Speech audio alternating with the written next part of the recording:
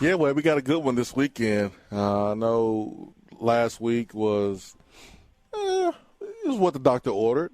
Wasn't that physical after playing a tough stretch of SEC games, but now it's back to that tough stretch going on the road against Missouri. You have watched Missouri so far this year. What do you think about those Tigers up there?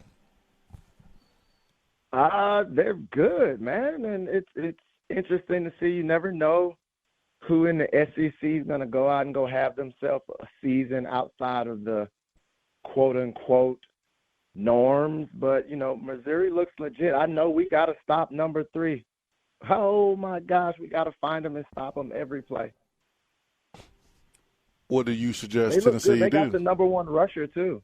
Yeah, I mean, what do you suggest Tennessee, do? I don't know if we are a, quote, man team, but what would be your game plan if you are going up against a guy like Luther Burden, a guy that probably the best receiver that Tennessee is going to play this year? Those two in the SEC and Neighbors and Burden, man, they've been awesome.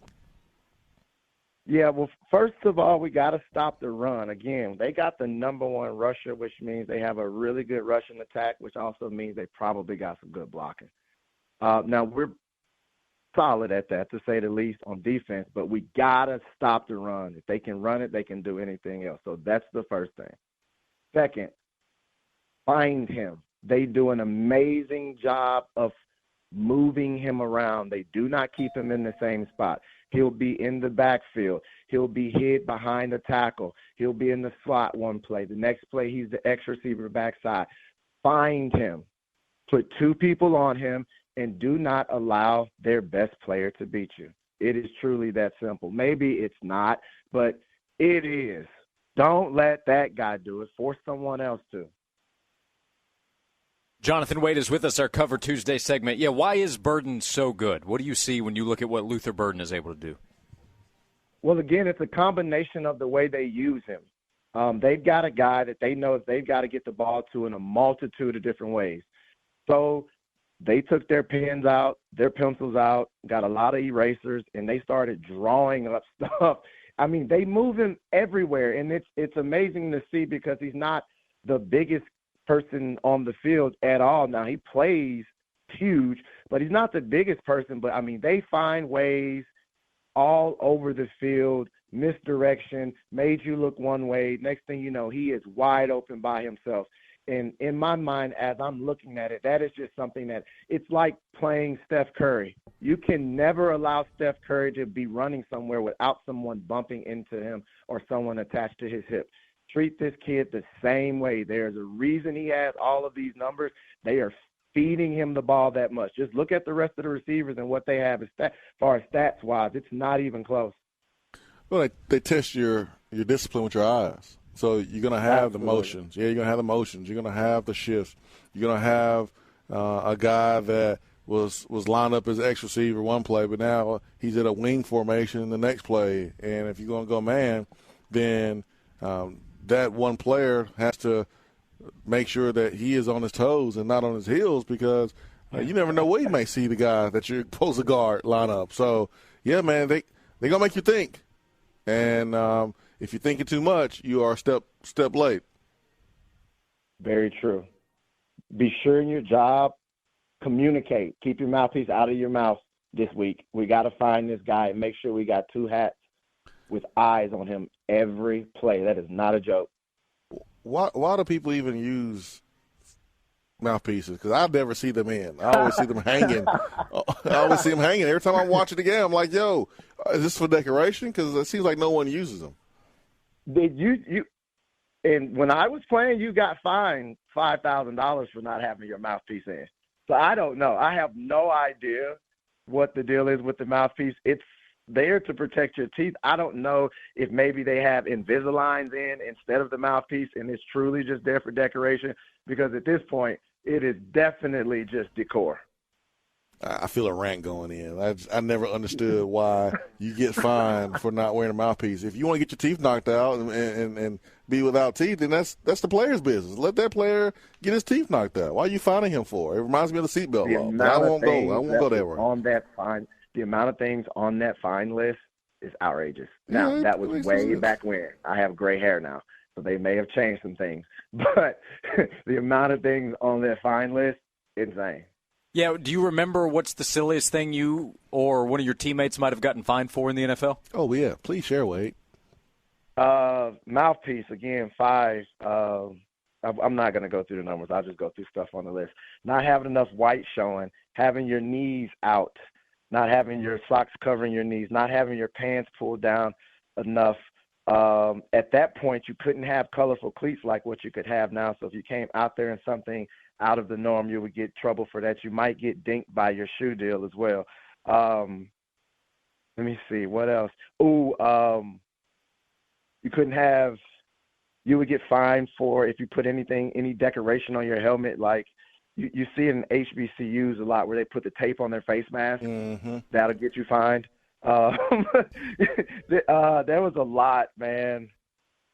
But they were always reminding you to, and you had to have time to fix it. And if you didn't fix it, you got the FedEx on Tuesday. Yeah, did you have a uniform inspector, or who would draw to your attention, hey, something's off there, you need to fix that? Yes, there are 2 uniform inspectors walking around pregame with a notepad, and they're trying to act cool, but they the snitches. So they're not really cool. So everybody's kind of like, yo, get away from me, get out of here with that bleep. But, but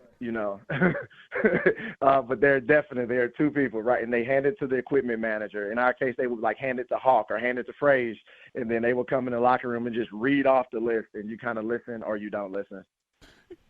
We drew about Jonathan Wade, former Tennessee DB. There are days when you wake up and you choose violence. You wake up and you say, today I'm not taking anybody's stuff. I'm not turning the other cheek.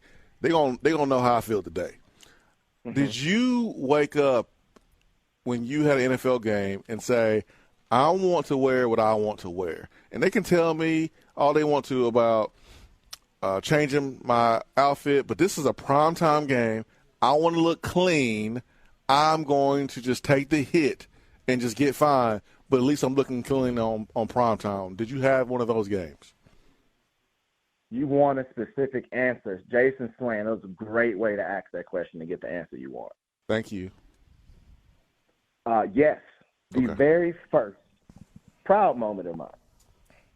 Very first Thursday night game ever. I decide, hey, I'm going to be seen tonight. Everybody's watching this one. I know the fine is $5,000. Hey, whatever tonight. So right as kickoff is about to happen, I get a phone call. Now, wait, that's a lie. I'm so lying. I am 1,000% lying. My name was on the list by the snitch. They read it off in the locker room. I just acted like I didn't hear it. Okay. Fast forward to kickoff now. Supposedly, and I don't know if this is the truth, but it worked. The equipment manager gets on the phone and says, hey, Jonathan, the commissioner's upstairs and knows that we have a rookie that is just, saying screw the dress code. So your fine just got doubled. So if you want to cut it off, it's kind of on you.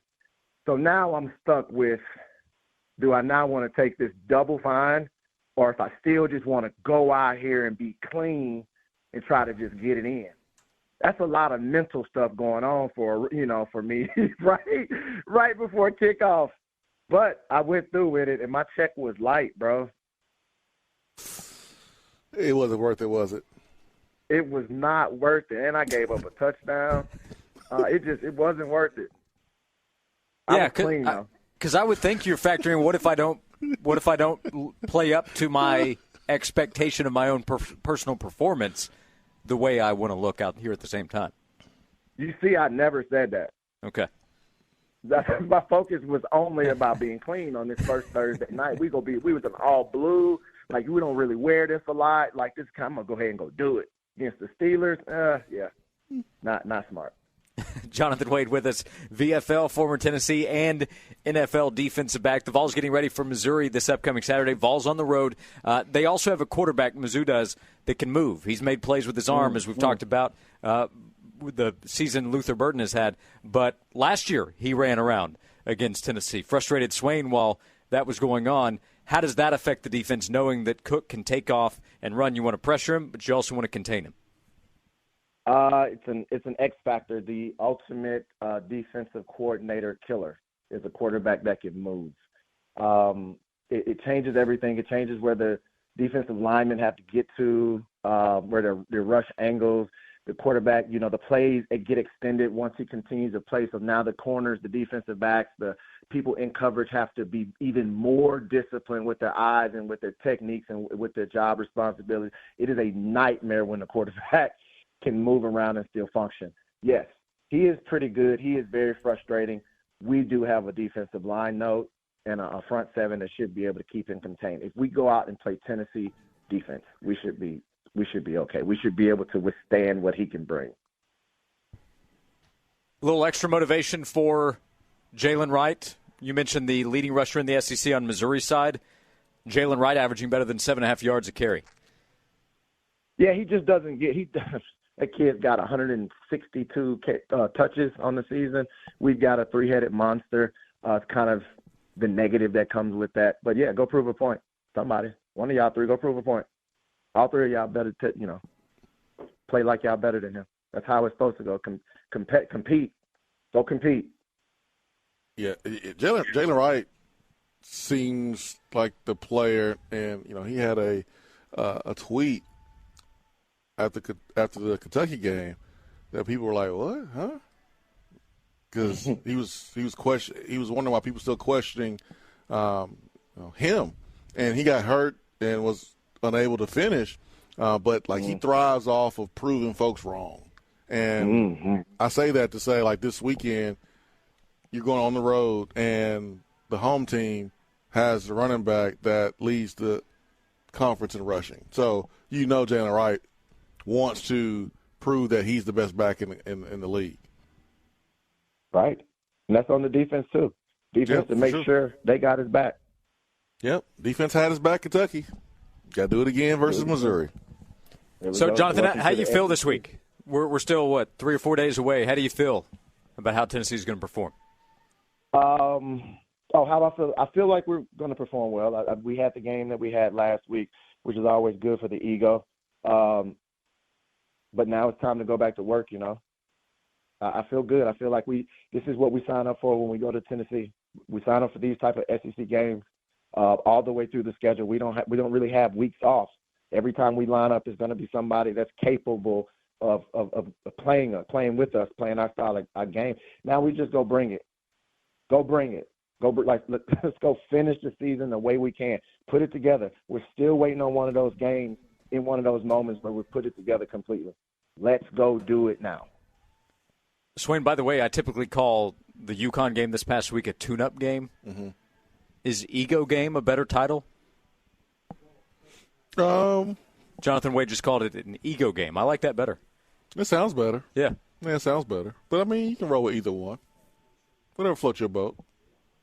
Man. Different strokes, different folks. Whatever you like. Okay. I might still ego game moving forward, Jonathan, if that's okay. I like it. Hashtag it. Big week, Tennessee at Mizzou, ahead of Georgia coming to town next week. Our Cover Tuesday segment each week here on Josh and Swain with VFL and former Tennessee and NFL cornerback Jonathan Wade. Hey, Jonathan, great stuff as always. Thanks so much for the time. Thanks for the stories as well today, and we'll talk to you again next week. All right, see you guys next week.